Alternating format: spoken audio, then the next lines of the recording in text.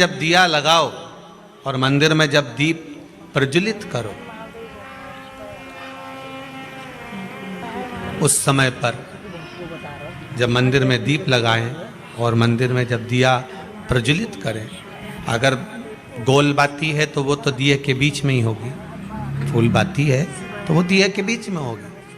और मान लो अगर लंबी बाती लेकर गए हो, लंबी बाती को लेकर पहुंचे हो, तो अगर दीप लगा रहे हो, कामना रखकर लगा रहे हो कि मेरी ये कामना है, तो वो दीप का बाती का मुख अपनी ओर रखना, पर कोई कामना नहीं। हम भगवान को केवल इसलिए रिझा रहे हैं कि मेरा भोलेनाथ मेरा भंडार भरे और मेरे घर में सुख समृद्धि दे। तो दीप की बाती का मुख भगवान की ओर होना चाहिए कि हमने तेरे भरोसे पर छोड़ दिया। अब हम किसी से नहीं पूछेंगे कि हमें क्या करना है, ये दीप की जो बाती का मुख है वो आपकी ओर है। अर्थात मेरा जो जीवन है, मेरा जो संपूर्ण परिवार है, मेरा जो कुटुंब है, मेरा जो कबीला है, मैं जिस घर में निवास करती हूँ, मैं जिस घर में रहता हूँ, उस घर का संपूर्ण कारभार सब तुम्हारे भरोसे पर है। तो बाती का मुख कहाँ हो गया? भगवान की ओर हो गया। बाती का मुख फिर भगवान की ओर।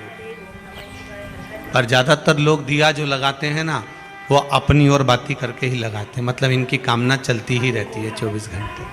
कुछ कुछ कामनाएं इनकी जागरूक रहती है, इनकी कामनाएं निरंतर रहती है। पर उस बाती में जब आप अपना संपूर्ण परिवार, संपूर्ण अपने परिवार का दुकान हो, धंधा हो, व्यापार हो, व्यवसाय हो, चाहे आप जितना भी कार्य कर रहे हो, फैक्ट्रियां चला रहे हो, वो सब अपने भगवान के भरोसे पर दे दिया, भगवान की ओर दे दिया। तो इसका मतलब ये नहीं है कि बाती का मुख भगवान की ओर हो तो तुम भगवान के बिल्कुल करीब में ही बाती का मुख कर कर लगा दो और भगवान को मालूम पड़े चोट लग जाए, ऐसा भी नहीं। जब भी दिया लगता है, आप बहुत ध्यान देना महाराज, अगर भगवान जिस स्थान पर बैठे हुए हैं, अगर दिया हमको रखना है, भगवान जहाँ विराजमान है, दीप जब भी रखा जाता है भगवान के सामने, तो अपन जहाँ विराजमान है उससे भगवान और अपने बीच में कम से कम 2 बीता की दूरी तो होना ही चाहिए, जिससे भगवान को भी चोट ना लगे, भगवान को भी घात ना लगे। तुलसी महारानी को जो दिया लगाया जाता है वो तुलसा महारानी से दूर लगाना चाहिए। तुलसी के क्यारे में दीप लगाने का प्रमाण नहीं है कि तुम तुलसी के क्यारे के अंदर दिया लगाओ। पहले तो ऐसा नियम था कि तुलसी का जो क्यारा बनता था उसमें एक नीचे अलग से दिया रखने की जगह बनती थी, तो उसमें दिया रख दिया जाता था। आज के ज़माने में इतनी जगह ही नहीं कि वह में रखो, तो लोग वो कुंडा में धर के आ जाए। अब वो कुंडी में रख के आए, मालूम पड़े तुलसी महारानी का पत्ता मुरझा जाता है, तुलसा महारानी भी ऐसी मूर्छित हो जाती है, तुलसा महारानी भी चारों तरफ से वो दिए की लो से जल जाती है। ऐसा दीप लगाने का कोई फायदा नहीं, ऐसे दीप की कोई महत्वता नहीं है। किसी को कष्ट देकर, किसी को परेशान कर कर, देवता हो चाहे आप हो, आप किसी को कष्ट देकर, किसी को परेशान कर कर अगर भजन कर रहे हो तो उसका कोई सुख नहीं है हमारा, उसका कोई आनंद नहीं है। किसी को भी कष्ट देकर अगर आपने भजन भी किया, यज्ञ भी करा, दान भी करा, पुण्य भी करा, सत्कर्म भी करा, भजन भी करा, उसका कोई तत्व नहीं।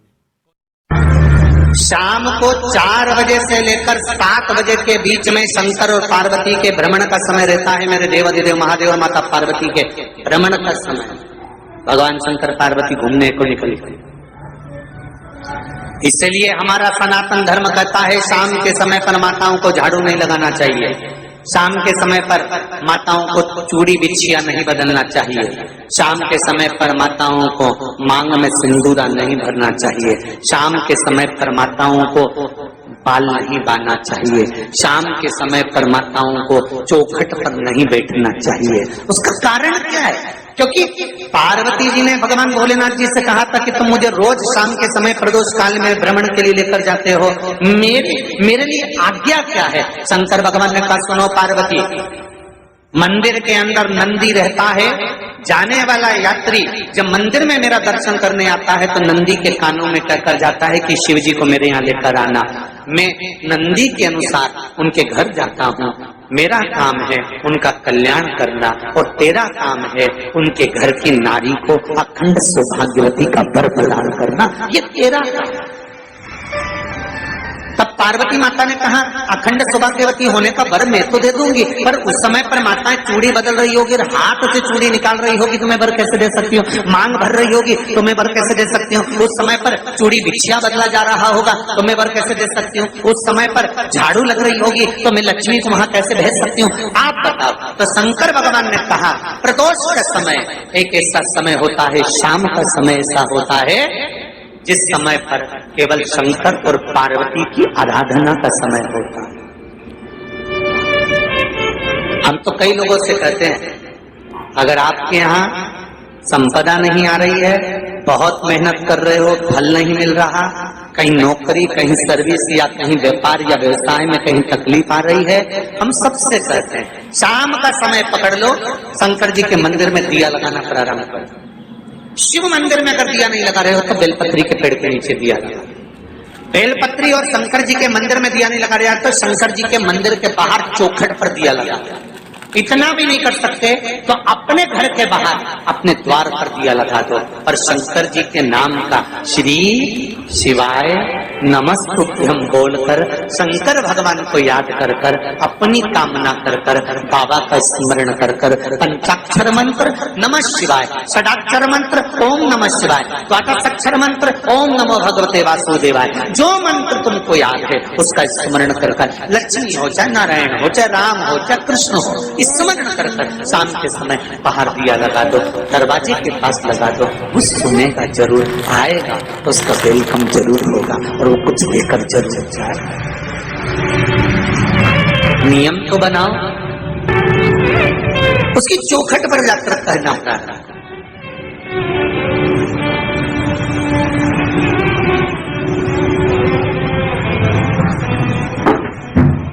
बृहस्पति महाराज ने कहा कि शाम का समय जो प्रदोष का समय होता है उस समय पर इंद्रदेव तुम शंकर जी की आराधना करो। शिव आराधना से शंकर जी जो मार्ग प्रशस्त करेंगे, शिव आराधना से जो शंकर जी कहेंगे वो तुम करना, ठीक है।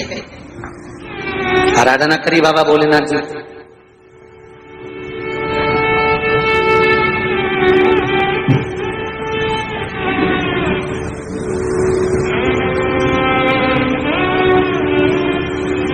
मालूम नहीं था इंद्रदेव को।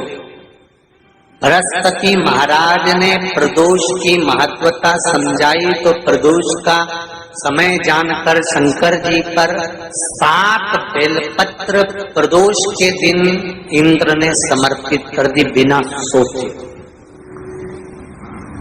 कितनी बेलपत्र? 7। प्रदोष का व्रत करो चाहे ना करो, मंदिर में चढ़ी हुई बेलपत्र को उठा लो,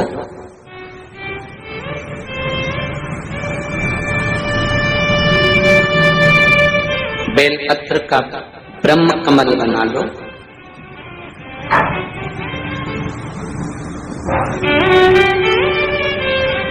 ब्रह्म कमल का मतलब होता है डंडी बीच में रहे, आसपास पत्तियां रहे। 7 पत्ती का ब्रह्म कमल बनाकर, जैसे ये पत्तियां हैं एक जैसी रखी हुई हैं तो इसको फैलाइए, 7 पत्ती को आपस में फैलाकर ब्रह्म कमल बनाए।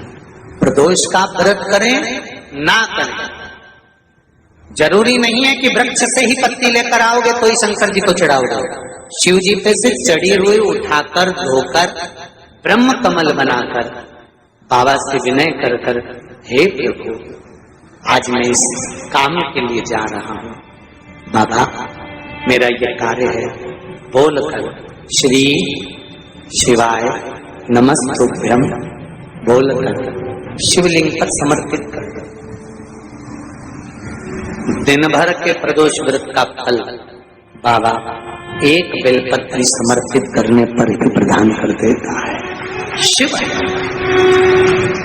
प्रदोष व्रत कर रहे हो उससे बढ़कर कोई प्रसन्नता नहीं, पर नहीं कर रहे तो प्रदोष के दिन या 12 महीने शिवरात्रि आती है।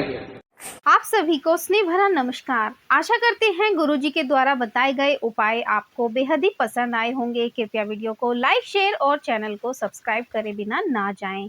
आप सभी का दिन शुभ हो, आप सभी खुश रहें, स्वस्थ रहें, बहुत ही प्रसन्नचित रहें। वीडियो देखने के लिए आप सभी का धन्यवाद।